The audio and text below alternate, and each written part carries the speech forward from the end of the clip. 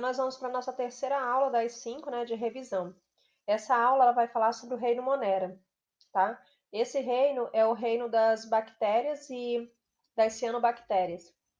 O reino Monera ele é formado, ele é subdividido em três classes, né, em três grupos, que são as bactérias, as cianobactérias e as arqueobactérias.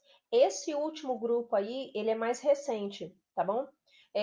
O termo Monera ele vem de uma classificação atual e atualmente em algumas literaturas vocês vão encontrar reino de Bactre e Archaea, que no caso são as bactérias que se agrupam as bactérias cianobactérias e nesse outro grupo que no caso seria outro reino, iria se agrupar as arqueobactérias, tá? Porque acredita-se que elas vão se diferenciando muito, então elas não poderiam estar no mesmo reino. Porém, como a maior parte das literaturas e acredito eu que inclusive o vestibular é apenas um único reino, então nós vamos estudar da forma que nós estudamos na aula presencial, que no caso seria apenas o reino Monera, tá? Quais são as características gerais? Então, todos os indivíduos que fazem parte desse reino possuem apenas uma única célula, então eles são chamados de unicelulares. Eles não têm núcleo, então o seu núcleo não é organizado, então o material genético ele fica espalhado pelo núcleo e não pelo citoplasma, né? Nesse caso, às vezes você vai encontrar mais de um material genético nesse citoplasma. Os indivíduos que são desse reino, eles vão se diferenciar de acordo com a sua reprodução e de acordo com a sua alimentação. Então, por exemplo, existem indivíduos desse reino que são autotróficos, né? Que produzem o seu próprio alimento, que no caso são as cianobactérias, porque elas vão realizar fotossíntese, né? E algumas realizam quimiossíntese também. E no caso, quando elas são heterotróficas, elas são as bactérias que vão ocasionar doenças e vão se alimentar de outras matérias, que no caso, matérias em decomposição. Elas podem realizar tanto a reprodução sexuada, troca de material genético, quanto reprodução assexuada, que é sem troca de material genético, né?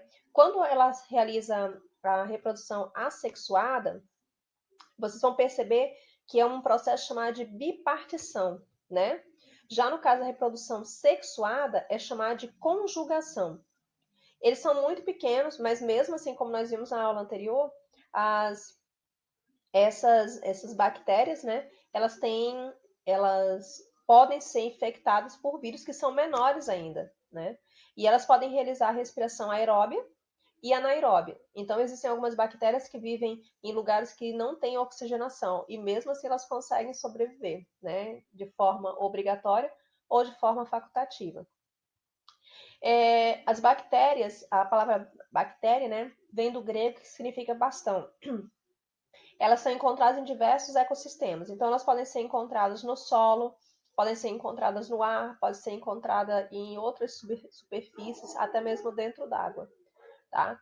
Tanto de água doce quanto de água salgada e dentro dos seres vivos. Então, o nosso corpo, crianças, ele possui muitas bactérias. A nossa boca é um dos lugares que tem maior quantidade de bactérias. Então, o pessoal que sai por aí beijando a torta e a revelia, fique sabendo que tá trocando muita bactéria, tá bom? Olha onde vocês beijam aí, justamente por conta dessa situação. Onde nós podemos utilizar as bactérias, né, ou os indivíduos do reino Monera? Eles podem ser utilizados no processo de decomposição da matéria orgânica, então tudo que morre, ele entra em processo de decomposição. Ele também pode ser utilizado no processos industriais, na produção de leite, de coalhada, de iogurte e assim por diante, né? No ciclo do nitrogênio, né? Porque ele vai auxiliar a assimilação dessa substância pelas plantas. E na engenharia genética e na biotecnologia, né? Que ele vai sintetizar várias substâncias, entre elas o hormônio do crescimento. Então, essas bactérias elas são utilizadas justamente para essas atividades, né? Então, elas não são de todo ruim, apesar de algumas ocasionarem doenças, a maioria elas são benéficas.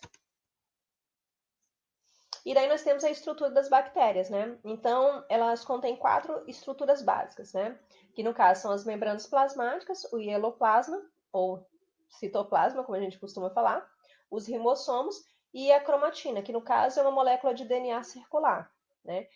Quando ela é infectada pelo bacteriófago, ela vai fazer o quê? Esse material circular, o bacteriófago injeta o DNA viral e ele vai se acoplar a esse citoplasma circular, né?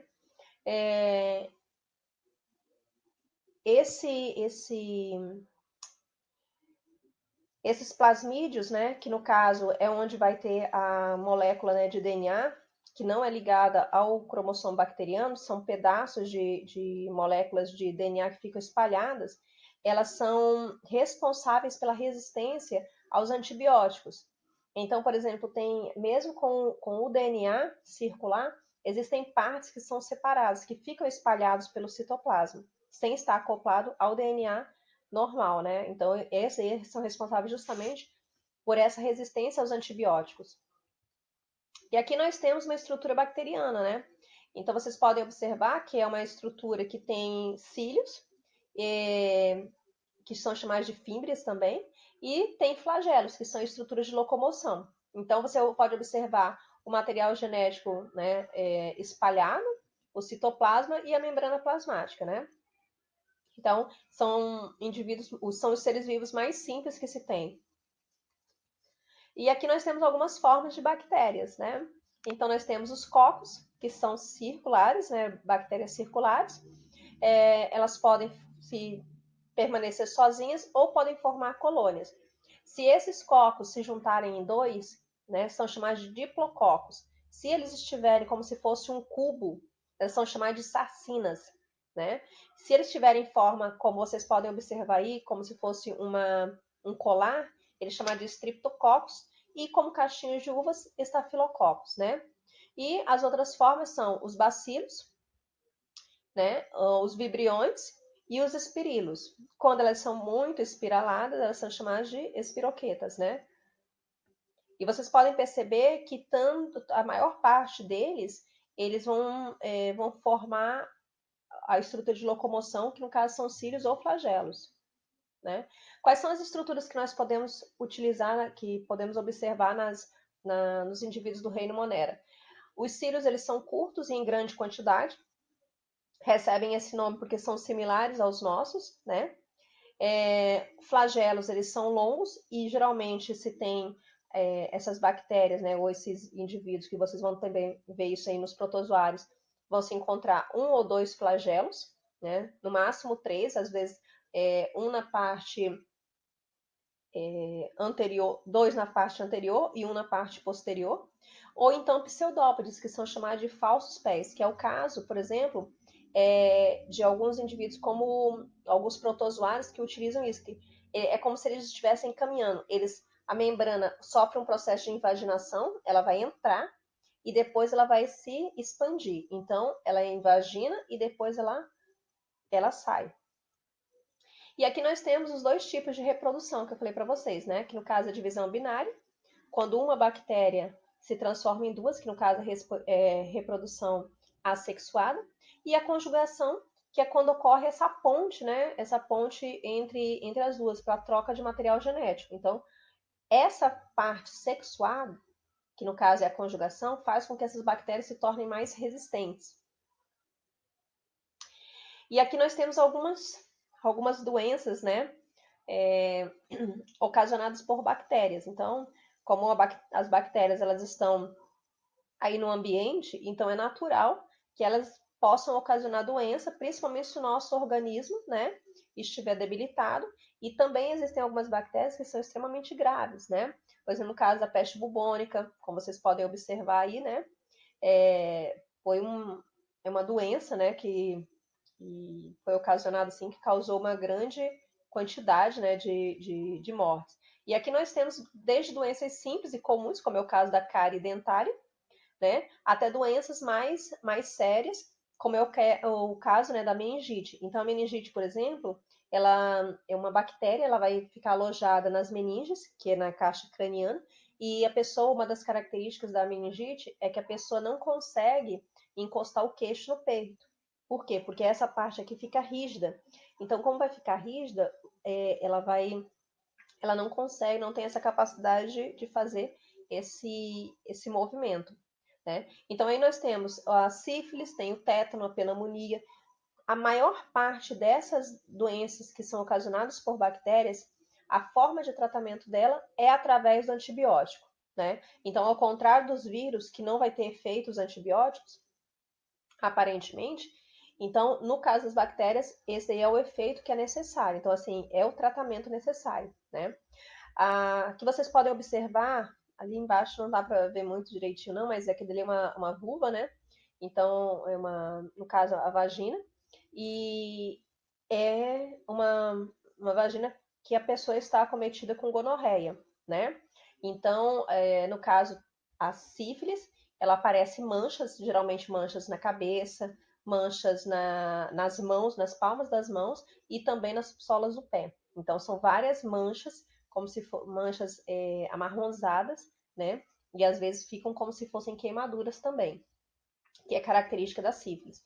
Então, tanto a sífilis quanto a gonorreia são doenças sexualmente transmissíveis. E tanto uma quanto a outra são doenças seríssimas, principalmente para mulheres gestantes, tá? Podem causar também, no caso, a infertilidade, né? Então, por isso que tem que se tomar muito cuidado e procurar tratamento. Então, no caso da gonorreia, ela libera uma secreção amarelada, né, e de mau cheiro. Então, em alguns casos ela pode ficar esbranquiçada, outros casos amarelada. Então, é importante que todas as vezes que estiver saindo secreções, vocês tenham em mente que é necessário se procurar um médico, né? Claro que, por exemplo, no caso da menina, tem alguns períodos que são normais ela liberar secreções, né? Mas principalmente próximo do período menstrual e após o período menstrual. Então, é esse período que ocorre essa liberação de secreções. Mas, no geral, não é normal. Então, se estiver ocorrendo liberação, é necessário que se procure um médico, tá? Algumas doenças, por exemplo, no caso aqui da cólera e da leptospirose, uma questão de higienização do ambiente pode auxiliar também, tá? Aí vocês podem observar a hanseníase, né?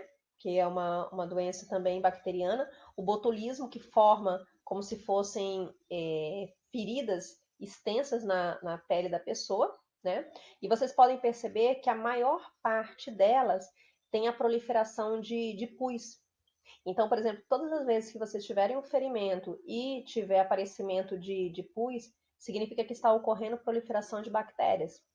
E uma coisa interessante, que no caso, por exemplo, do tétano, a pessoa fala assim, não, eu peguei e furei o pé com um prego. O que eu tenho que fazer? Tem que lavar com água e sabão, né? Por quê? Para você retirar a maior parte das bactérias que estão ali, né? Então você pega e você retira as bactérias que estão naquela região ali, né? Então tem várias doenças, né? Algumas como, por exemplo, a coqueluche, é uma doença que estava erradicada também do Brasil, né? Mas já apareceram alguns casos, né? E é uma doença muito séria, que ela é também das vias respiratórias. A pneumonia, que é mais comum, né? Não que não seja sério, ela é também. Aí você tem a leptospirose, tem a tuberculose, né, que também tem questão de tratamento. Então, a maior parte das doenças bacterianas, elas podem ser tratadas e até mesmo curadas, né, eliminado completamente do corpo. Quais são os tratamentos que pode ser utilizado para tratar as doenças bacterianas? Então, são as vacinas, como já ocorre também nos vírus, os antibióticos, que não ocorrem nos vírus, os soros e os anticorpos, ou glóbulos vermelhos, né? Então, a diferença desse tratamento, né, dessas formas do reino Monera para